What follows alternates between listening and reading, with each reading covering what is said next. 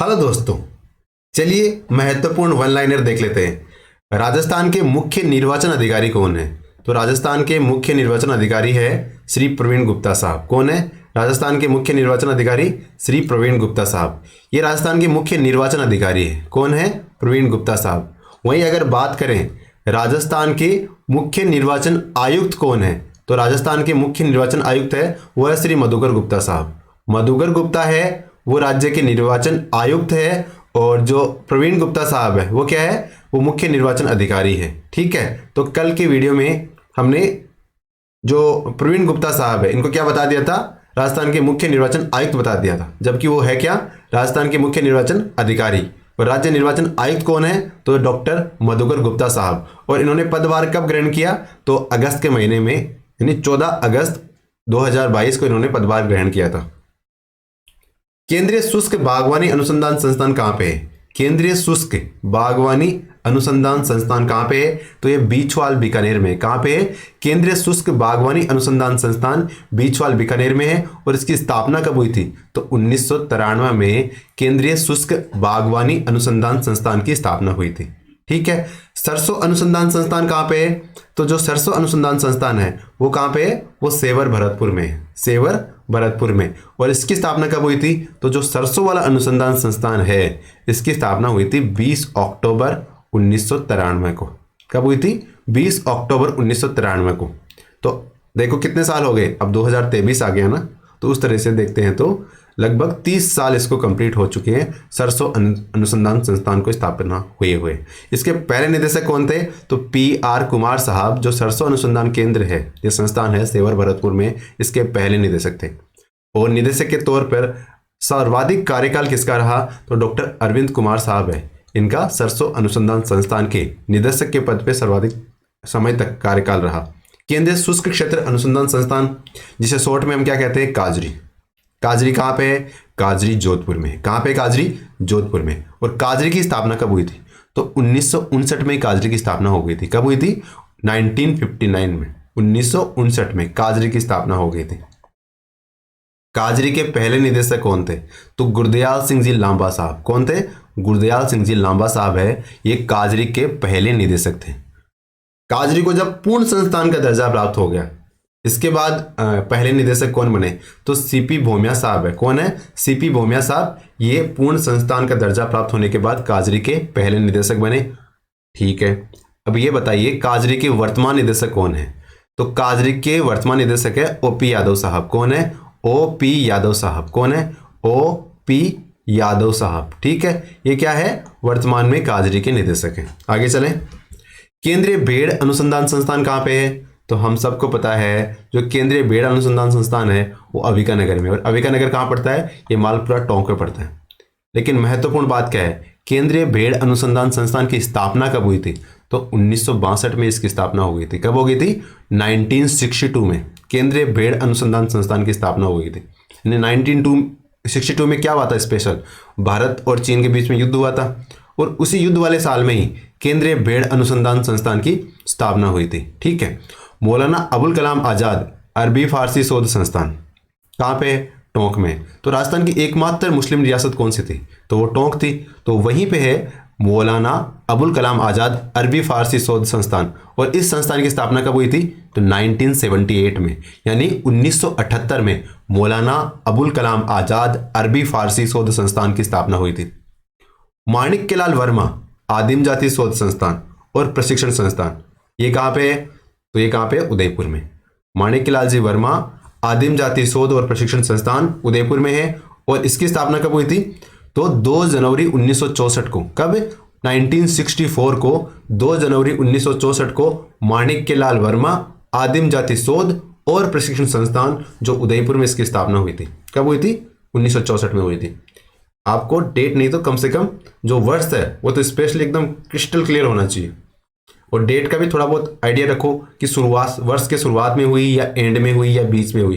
तो इस तरह से हम इसको कहीं ना कहीं लिंक कर सकते हैं अगर हमें एग्जैक्ट डेट याद भी ना आए तो। राजस्थान कृषि अनुसंधान संस्थान, ये कहाँ पे? तो राजस्थान कृषि अनुसंधान संस्थान है दुर्गापुरा में। और दुर्गापुरा कहाँ पे है? जयपुर में। राजस्थान कृषि अनुसंधान संस्थान दुर्गापुरा में है और दुर्गापुरा जयपुर में है। इसकी स्थापना कब हुई? देखो, राजस्थान कृषि अनुसंधान संस्थान की स्थापना 1943 में हो गई थी। 1943 का मतलब क्या है? आजादी से पहले। आजादी से भी 4 साल पहले राजस्थान कृषि अनुसंधान संस्थान जो दुर्गापुरा में, इसकी स्थापना हो गई थी। कब हो गई थी? 1943 में। केंद्रीय कृषि फार्म बहुत फेमस है। केंद्रीय कृषि फार्म कहां पे? तो नाम आते हमारे दिमाग में आता है सूरतगढ़। और सूरतगढ़ कहां पे? तो सूरतगढ़ गंगानगर में। इसकी स्थापना कब हुई थी? 15 अगस्त 1956। कब हुई थी? 15 अगस्त 1956 को सूरतगढ़ गंगानगर में केंद्रीय कृषि फार्म की स्थापना हुई थी। और इसकी स्पेशलिटी क्या है, विशेषता क्या है? तो एशिया का सबसे बड़ा कृषि फार्म है। कौन सा? जो सूरतगढ़ वाला। ठीक है। और किस देश की सहायता से इसे स्थापित किया गया था? तो ये रशिया की सहायता से स्थापित किया गया था। जब 1956 की बात कर रहे हैं तो भारत उस समय टेक्नोलॉजी में इतना आगे तो था नहीं, और एडवांस कृषि फार्म लगाया गया, तो किसी देश की सहायता लगी होगी, बिल्कुल लगी। कौन सा देश था? रशिया। रशिया ने सहायता की सूरतगढ़ वाले केंद्रीय कृषि फार्म की स्थापना करने में। ठीक है। और बन कब गया?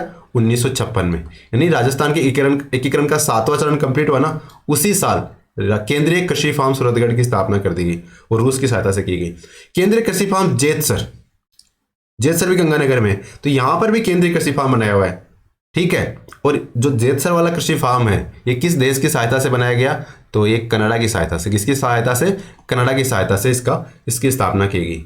जेतसर वाला कनाडा की सहायता से, और जो सूरतगढ़ वाला है वो रशिया की सहायता से। राष्ट्रीय अश्व अनुसंधान केंद्र कहां पे? राष्ट्रीय, इसे अश्व मान के चलो, अश्व अनुसंधान केंद्र कहां पे? तो राष्ट्रीय अश्व अनुसंधान केंद्र है वो बीकानेर में। कहां पे? बीकानेर में। और इसकी स्थापना कब हुई थी? तो 1989 में हुई थी। कब हुई थी?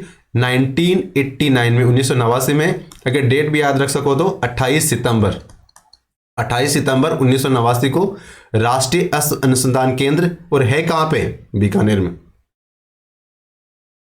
राष्ट्रीय बीजीय मसाला अनुसंधान केंद्र, राष्ट्रीय बीजीय मसाला अनुसंधान केंद्र है तबीजी अजमेर में। कहां पे? तबीजी अजमेर में। और इसकी स्थापना कब हुई थी? तो 2000 की साल में हुई थी, मिलेनियम के साल में हुई थी। और 22 अप्रैल थी तारीख, क्या थी? 22 अप्रैल 2000 को राष्ट्रीय बीजीय मसाला अनुसंधान केंद्र की स्थापना हुई थी। कब हुई थी? 22 अप्रैल 2000 को स्थापना हुई थी। और जो राष्ट्रीय बीजीय मसाला अनुसंधान केंद्र है तबीजी वाला, इसके पहले निदेशक कौन थे? तो जीबी रतूरी साहब। क्या नाम है? जीबी रतूरी साहब है ना। ये तबीजी वाले जो अनुसंधान केंद्र है, इसके पहले निदेशक थे। ठीक है। शुष्क वन अनुसंधान संस्थान, तो शुष्क वन अनुसंधान संस्थान शॉर्ट में क्या कहते हैं हम? आफरी। क्या कहते हैं? आफरी। और आफरी कहाँ है? तो काजरी और आफरी दोनों जोधपुर में। तो आफरी की स्थापना थोड़ी बाद में हुई है, इसकी स्थापना 1985 में हुई है। कब हुई है? 1985 में। ठीक है। केंद्रीय इलेक्ट्रॉनिकी अभियांत्रिकी अनुसंधान संस्थान, इलेक्ट्रॉनिकी अभियांत्रिकी अनुसंधान संस्थान कहां पे है? तो ये पिलानी में। कहां पे? पिलानी में। केंद्रीय इलेक्ट्रॉनिकी अभियांत्रिकी अनुसंधान संस्थान कहां पे है? पिलानी में है। और पिलानी कहां पड़ता है? झुंझुनू में। इसकी स्थापना कब हुई थी? तो 21 सितंबर 1953 को। कब हुई? 21 सितंबर 1953 को केंद्रीय इलेक्ट्रॉनिकी अभियांत्रिकी अनुसंधान संस्थान, तो कैसे लिखोगे? CEERI, central electrical engineering research institute कहेंगे ना, सीरी। अब देखो इसमें इन्वायरमेंट रिसर्च इंस्टीट्यूट भी आ जाता है, सीरी जैसे, यही शॉर्ट फॉर्म बनती है इन्वायरमेंट वाले की भी। लेकिन वो कहाँ पे? उसका हेडक्वार्टर नागपुर में है। अच्छा, ये केंद्रीय इलेक्ट्रॉनिकी अभियांत्रिकी अनुसंधान संस्थान जो पिलानी में है, इसका उद्घाटन किसके द्वारा किया गया? तो अपने पंडित जवाहरलाल नेहरू, उस समय भारत के प्रधानमंत्री थे, उन्होंने इस संस्थान का उद्घाटन किया था। और वर्तमान में इसके निदेशक कौन है? तो पीसी पचौरिया साहब या पीसी पचारिया साहब है ना। ये वर्तमान में जो केंद्रीय इलेक्ट्रॉनिकी अभियांत्रिकी अनुसंधान संस्थान जो पिलानी में है, इसके वर्तमान में निदेशक हैं। तुलसी क्षेत्रीय कैंसर संस्थान और अनुसंधान केंद्र कहां पे? तुलसी क्षेत्रीय कैंसर संस्थान और अनुसंधान केंद्र कहां पे? तो ये बीकानेर में है। कहां पे? बीकानेर में। सिरेमिक विद्युत अनुसंधान और विकास केंद्र कहां पे? सिरेमिक का विद्युत अनुसंधान और विकास केंद्र कहां पे? तो ये भी सिरेमिक वाला अनुसंधान केंद्र भी कहां पे? बीकानेर में है। और सिरेमिक वाले अनुसंधान केंद्र की स्थापना कब की गई? तो इसकी स्थापना 2007 में की गई। कब की गई? 7 में। साथ ही Birla institute of scientific research, Birla institute of scientific research कहां पे? तो ये जयपुर में है। कहां पे? जयपुर में। राष्ट्रीय उष्ण अनुसंधान केंद्र कहां पे? तो राष्ट्रीय उष्ण अनुसंधान केंद्र का तो हमें एग्जैक्ट पता है कहां पे? ये जोहड़बीड़ में। कहां पे? जोहड़बीड़। और जोहड़बीड़ कहां पे? बीकानेर में। अच्छा, राष्ट्रीय उष्ण अनुसंधान संस्थान ये महत्वपूर्ण है, क्योंकि राजस्थान की जो प्रतीक चिन्ह और जो राज्य पक्षी, राज्य पशु, इस तरह से जितने भी है ना, उसके आने की संभावना ज्यादा है, क्योंकि सिलेबस में स्पष्टता दे रखा है। तो इनको स्पेशली याद रखना है। तो इसकी स्थापना कब की गई? राष्ट्रीय उष्ण अनुसंधान केंद्र की स्थापना तो ये 5 जुलाई 1984 को इसकी स्थापना की गई। कब की गई? 5 जुलाई 1984 को इसकी स्थापना की गई। अभी देखो थोड़े दिनों पहले बना था एक institute, Mahatma Gandhi institute of governance and social science. Mahatma Gandhi institute of governance and social science कहाँ पे है?